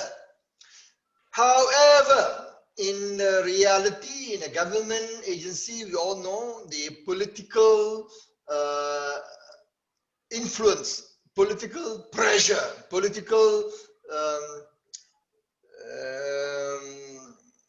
intervention. Sometimes you have no control. As a board member, as a chairman of the board, if the prime minister or the minister says, okay, I want this guy to go and take over the CEO, you as a board, you probably have to work and accept. That's a reality in many countries. So the question, if you have assuming you have a say, you can recommend, you can put forward some form of recommendation. Then my advice would be have that dialogue. The process is, number one, you need to be very clear. Work with the CEO and the CHRO or the head of HR, CHRO, Chief Human Resource Officer, and three things you need to be clear. Number one is the company vision, direction, which the board members should be involved anyway. Where are we going? First question I ask is, where are we going? Second is, how do we get there? Okay, how do we get there? In other words, you say you want to be, the best in government agency, to be the best provider, whatever. How do you get there? So some of the strategy is to put in, of course, infrastructure. You want to put in pay policy, the best pay policy. You want to hire the best people, and then in this case, it's about succession planning. So you need to define what are the type of leaders that you need. So we're going to go very aggressively in the future to transform our organizations. So we need leaders who are very creative, very mindful, disruptive mindset, blah, blah, blah, blah, blah. So this is part of your process to define the competency. Third is to evaluate who in your organization that have those competencies. So you must always start from inside, because you must give people in the organization a sense of feeling that you have tried to build within the organization the successor for the role that you have in mind for that succession planning. Could be the CEO or the successor to the CEO. The CEO is retiring or leaving. So you must look inside first. Okay? If no one meet those criteria, those competency that you define in stage 2, then you go to stage 4, then after inside, there's no one, then you go outside. You're going to hire someone who can come in and help you to drive the strategy forward for the organization. So the succession planning process is a structured approach where you look at your business strategy or your organization strategy, where you're going, and look at how you want to get there in terms of putting the policies, and then who is available internally against a set of criteria, competency that you need to have in the person that is driving the strategy, the CEO, for example, or successful CEO. And lastly, if you don't have anyone internally, after you assess them, then you look externally. Then you hire. So that will be the process. So I'm not sure who asked that question, so I hope I answer your question. Ask him. Yeah. There's the first question just before that, where it was asked that you have a board that has the different representations, either culture-wise or nationality-wise or ethnically diverse. That means they hold different views when it comes to an approach on how to handle board discussions or conversations. So the question was, how do you handle that, or how do you hold conversations in a multicultural, more multi-ethnic? Yeah, so I think that is where the importance of cross-cultural communication. Communication, as I mentioned in the crisis model, the last one, the communication is number one. It's very important. Even in the cognitive readiness, communication is important. But it's about ability to articulate and put forward your point of view with respect to the differences, the diversity you mentioned, correct. So what you do is to understand, even it could be a cultural issue, you need to understand the makeup of the board, makeup of the senior leadership of the organization that you are leading. Learn about the cultural nuances, cultural differences, the way they communicate, and learn about the personality, the style of communication, because if you're dealing with the CEO of the organization, it will be useful to learn about the communication profile. Some people, they can articulate, they speak a lot. Some are very reserved, introvert. They do not speak a lot, but they got a lot to share. So how do you bring them out? How do you engage them? Some people like to see numbers, some don't like to see numbers. Some, when you're leading a board, and I lead a lot of board meetings over the last 20 years, I attend board meetings for 30 years, but I lead and chair meetings. I have people in the board that I chair, and sometimes I need to be able to allow differences of opinion. So if you are a board member or chairman who is someone very like to dominate, it's your person, nothing wrong with it. It's your style, your personality. And one tool is good to understand your own style. It's called DISC. And I'm sure Dr. Salome or Etta can give you more information. This is a very simple tool. There's another one, MBTI. This is all our psychometric assessment, which will help you to understand your personality, your communication style, your psychometric, preferences, psychometric assessment to assess your preferences in communication, and also that of the others who you lead in a very diversified, in a cross-cultural setting, so you can effectively communicate the way they understand. So learn to speak their, I always say, I speak your language, or learn to speak their language, or mind your language. There's a program, I don't know how many of you have watched this UK program called Mind. You can go to YouTube, Google it, mind your language. So you have people from, China, Japan, Pakistan, Italy, France, Slovenia, Russia, all in one classroom, learning English, and how the teachers to adapt and the nuances. And this is the reality. We are living in a global metropolis. We need to be prepared for this. So the answer to the question is to learn the cultural nuances of each member of the organization or the board or the CEO that you're leading, and also know yourself. What is your style?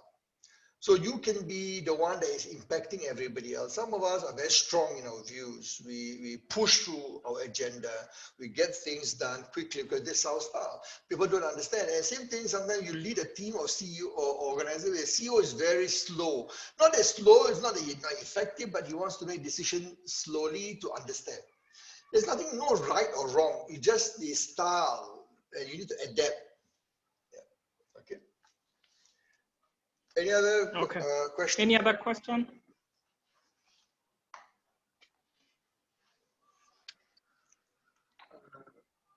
How do one espouse innovation? There's a question ongoing.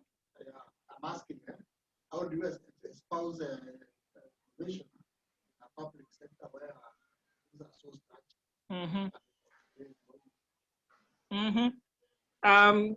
Prof, so the question is, how do you steer innovation in a government-linked organization where everything is structured and process-oriented, and it's driven by policy and, yeah, structure, policy and structure, and executive orders sometimes.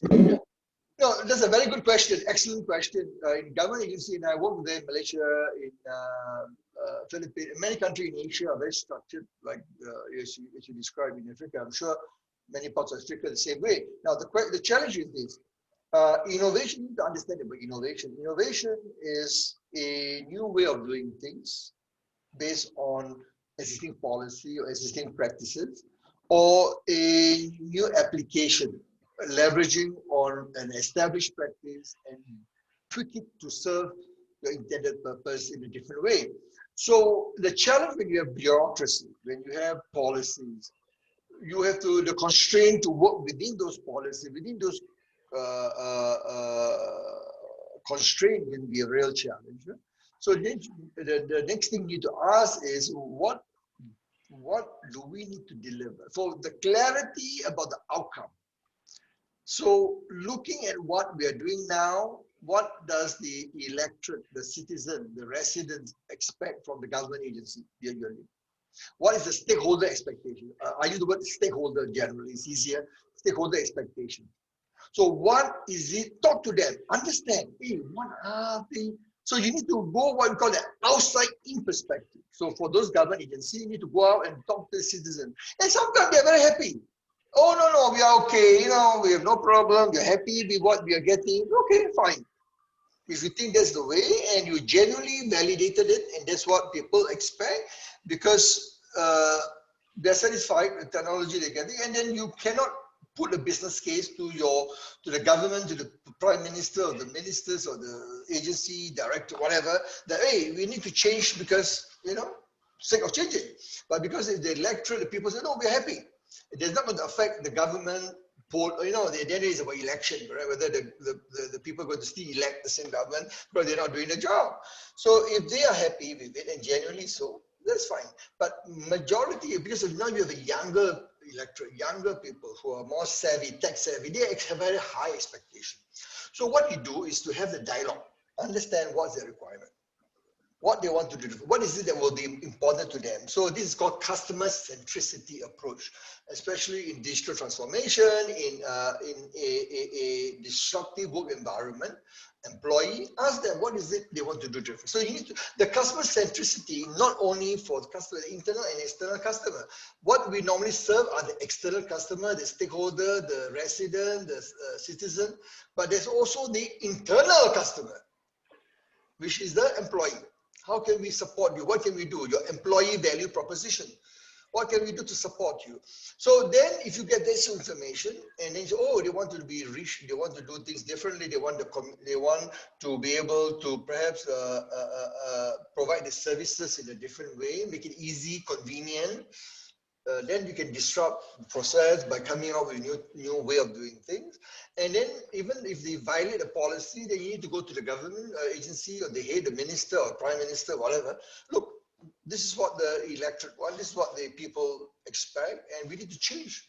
And we need, how? This 1, 2, 3, this is your innovation, okay? Different ways of doing things, because it's a result of outside-in perspective. So even if a policy that is very bureaucratic and structured, you still can change. You still can change because you can put forward recommendation, and it also depends on the government agenda, the budget. Certain things you don't have the budget, and you can put a lot of nice things, infrastructure, 5G network, yeah, but the company doesn't have infrastructure to support. Does that make sense? Yeah. So this is what I would suggest. So do it slow, talk to your stakeholder, understand their requirement, then build a business case to your senior government or agency or to the minister or prime minister. This is the way forward. Sell the idea, build the business case. Okay, Eta? Okay. Any other question? Perhaps mine is not so much a question as a comment.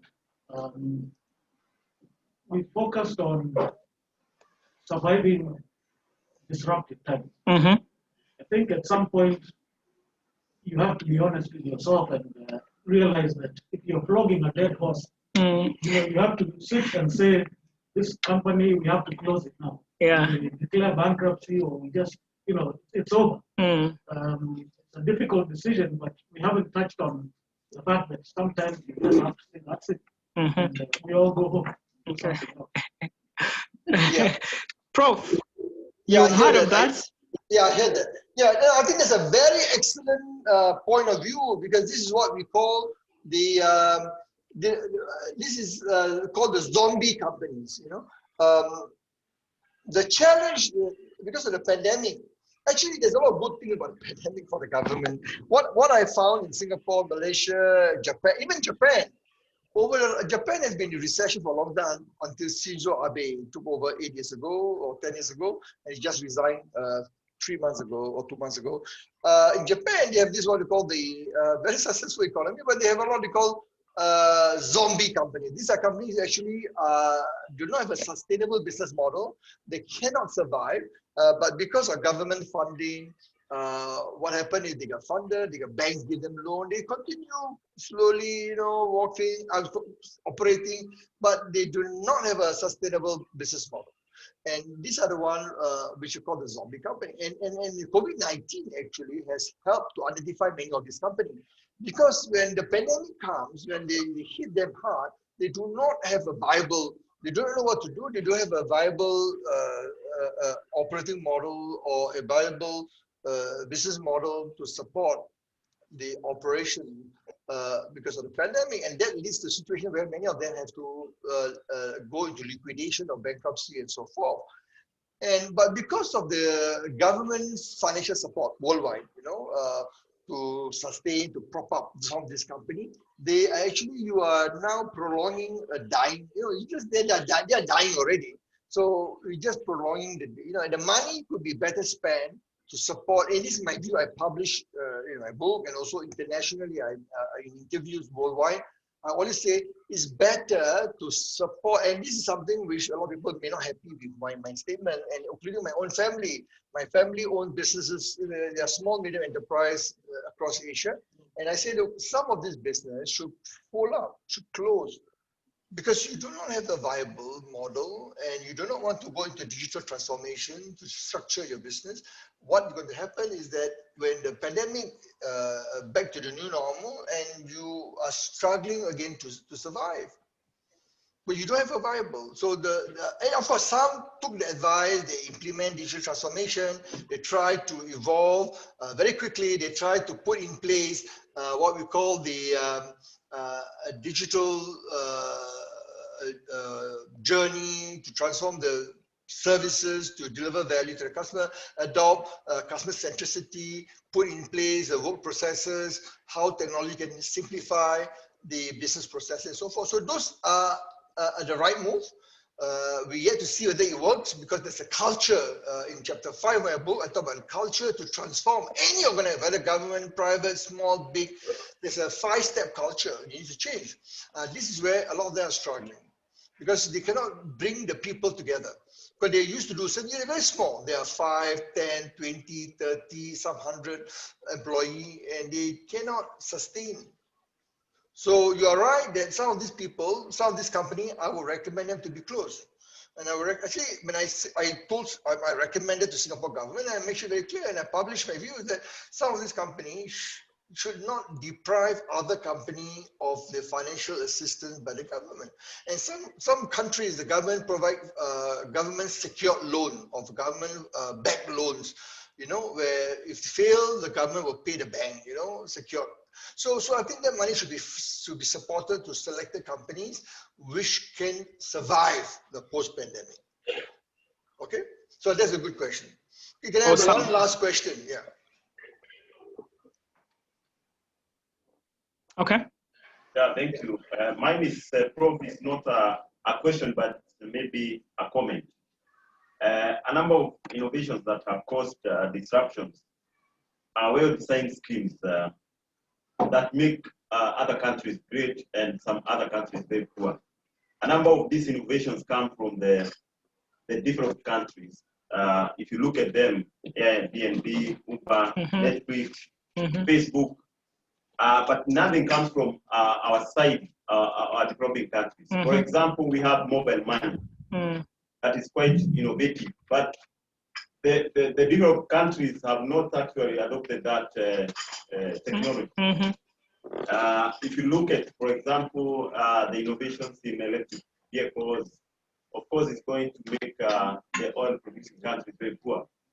So my question is, even if you look at the COVID itself, we are not very certain. I don't want to be controversial, but could it be a design somehow to make other countries great? And some, of course, these innovations come with a lot of benefits, but some of them are schemes that have been designed to make countries great. Can you comment, bro?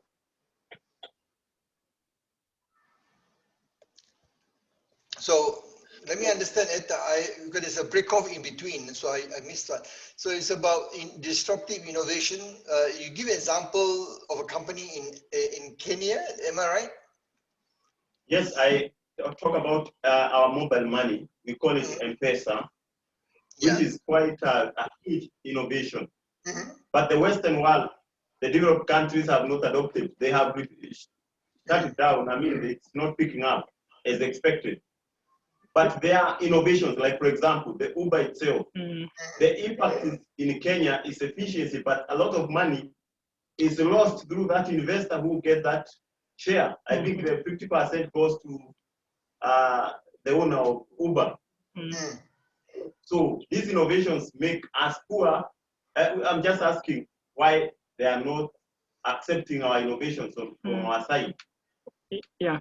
Why is it that these innovations, the ones that come from the Western or developed world, benefit them, while the ones that we have developed locally are not absorbed or are not adopted by the developed world?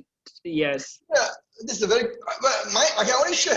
This is a very interesting twist or question, because you're right that if you look at worldwide, what happened is a lot of the new disruptive technology, new innovations come from mostly the American, but in Silicon Valley, in the Boston area, both sides, West and East. So the American, the Japanese, Korean, German, and French, UK to some extent, Ireland.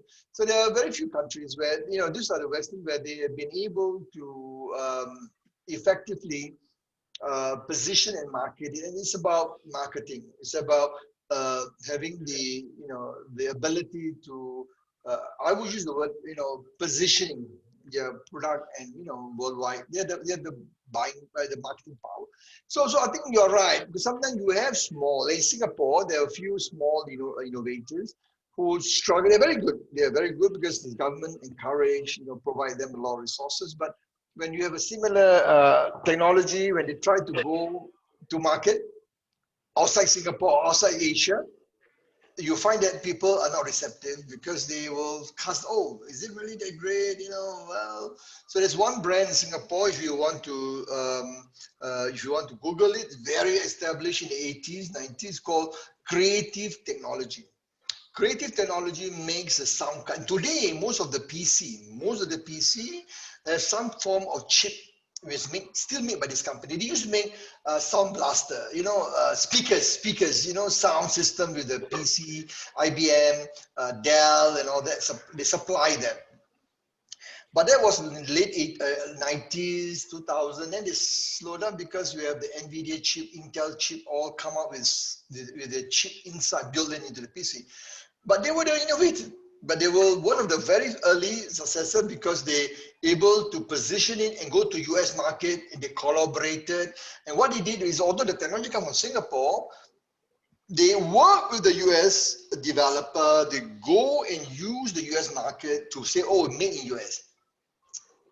Okay, so it's a Singapore company, Singapore technology, Singapore idea, but they go to US, work with the developer there in the PC manufacturing back in the 90s, 2000, and then branded it, made Creative Technology US, and listed in US. That's the difference. Listed in US, in the NASDAQ, and for all intent and purposes, they are seen as a US company.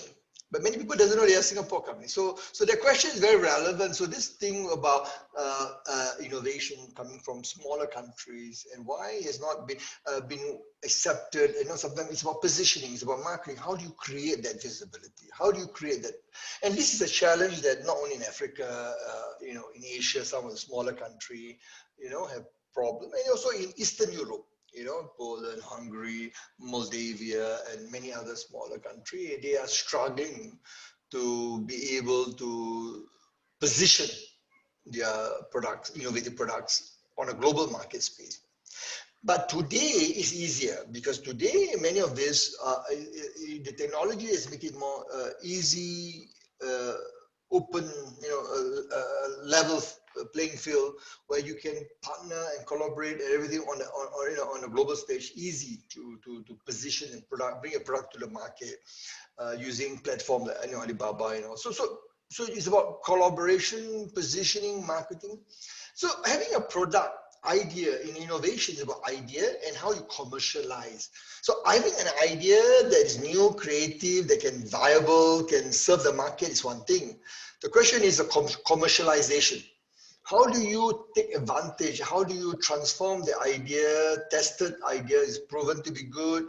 How do you then get the market to accept it internationally? That's the challenge, because if you're not able to do that effectively, all the effort would not be very effective. All your time, your effort to develop the product, invest, and then you find it's not accepted in the market. So it's about creating, and the government has a role to play. The government has to provide that opportunity. The government has to provide this platform for business, small businesses to connect with the global market. Yeah, like in Singapore, we have the trade.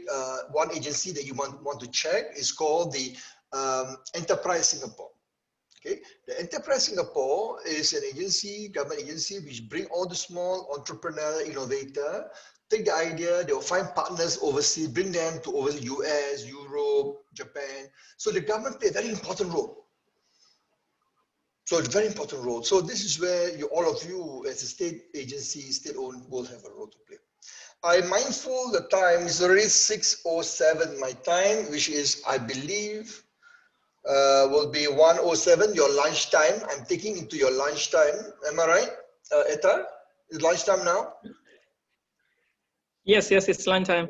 So let me just conclude the last few slides. So this is my advice to all of you, that in time of crisis, you know, good leaders emerge, and good leaders not good enough. I want to change this to, in time of crisis, great leaders emerge and survive. This is my quote. In time of crisis, great leaders not only emerge, but they will survive. Now, Rudolph Giuliani is the former mayor of New York during September 11. He became famous because of September 11, how he brings people together. He's now Donald Trump's personal lawyer. You know, he's in the news for wrong reasons. But it's a great leader at that time during September 11 in 2001. Yeah. The other quote I want to share with you is this quote from a German philosopher. And he says that the task is not so much to see what no one yet has seen, but to think what nobody yet has thought about what everybody sees.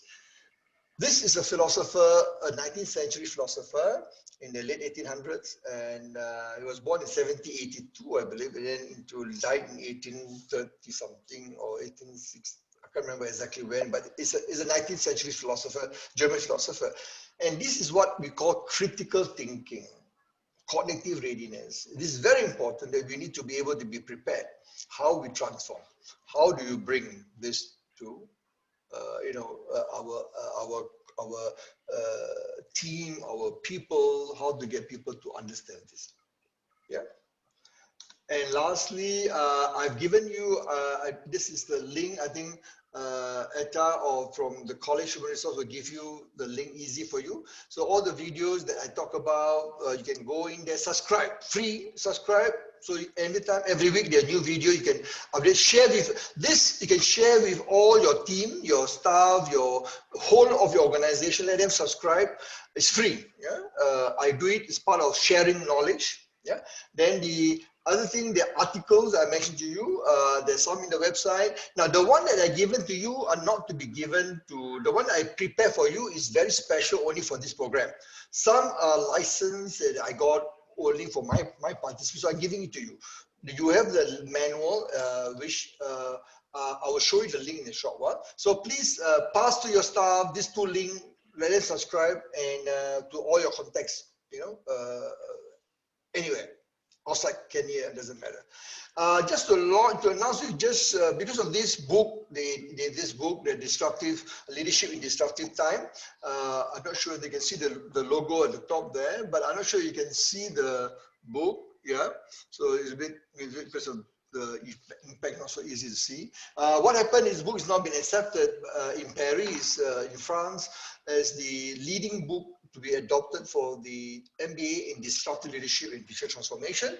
It's a recognized global, it's recognized by Malaysian, UK government, the UK certificate, you know. So if you are interested, anyone who has an MBA can transfer your MBA credit to get this new, but you have to do a project. And a couple of modules on your MBA, where is it from, and also it's recognized. If you can have an MBA, you can transfer, and then you do 2 modules on disruptive leadership and digital transformation, and then you do a project for your state-owned agency or organization, which is then validated by the university in Paris, and you'll be awarded a master's in business administration in disruptive leadership. If you're interested, the link is there. You will get all this slide. You can click on the link or email. The email is there. And lastly, this is my contact. So you can join me on my personal LinkedIn. This is my personal. This is my email. You have also the disruptive leadership. You can go and click and become follower. So every week there'll be new articles, new research, new free. All are free. All my material is free except the book. If I have my way, I'll give it free, but this is because the publisher is a US company. They invested a lot of things. So but I've given a special deal for college HRM. Talk to ETA, talk to CHRM. They will be able to give you special, package for your staff to buy the books and so forth. There's a series of video besides all the social media, Facebook, Twitter, Instagram. Also, all the videos I mentioned, Marriott, Starbucks, DBS, Uber, Twitter, Netflix, all the videos you can find in this link. You can go in. I will give you this slide again. You can. It's inside the manual, the workshop manual. The workshop manual can be downloaded in this link. You click and you get download. If you want, you can take a screenshot. Take a your phone. Take out your phone if you want. Take a picture of this for now. You can start doing whatever you want. Share. All these things can be shared except the manual. Please do not give up only for you. And maybe if you want to share within your organization, that's it. The rest you can share with everybody. All the article, case studies, all this video. Video is free for public. Okay, the manual is I designed it specifically for this board for now program. So please do not. Because there's a lot of things, a third-party approval I got for all of you to use, okay? So with that note, I think I've covered. So I want to say thank you so much for College HRM for inviting me to be speaker for this keynote speaker for this program. And I want to thank you for all your questions. Thank you for your participation. I hope this is just a beginning of a long life, learning on disruption. And my advice to all of you: continue, learn, unlearn, relearn. That's my final advice about learning agility. How do we learn, unlearn, relearn to ensure that we become relevant in the disruptive economy, in the future of work, in the changing workplace?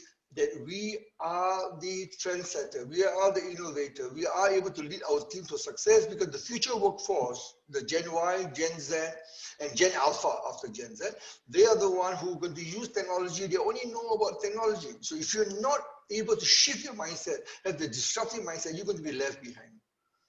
Okay, So with that note, I will end here. So I want to say thank you so much, and for again for 2 hours or slightly more, bear with me. So with that note, I hand over back to Etta. Yeah, thank you, Prof, for your time, and thank you for the presentation. Bye. Okay, thank you. I'll make a move. All the best for the rest of the conference this afternoon. Have good lunch, and for tomorrow conference, I'm sure you enjoy it, and hope you can connect on LinkedIn and and thereafter. So thank you. God bless, and have a great day ahead. Thank you. Bye.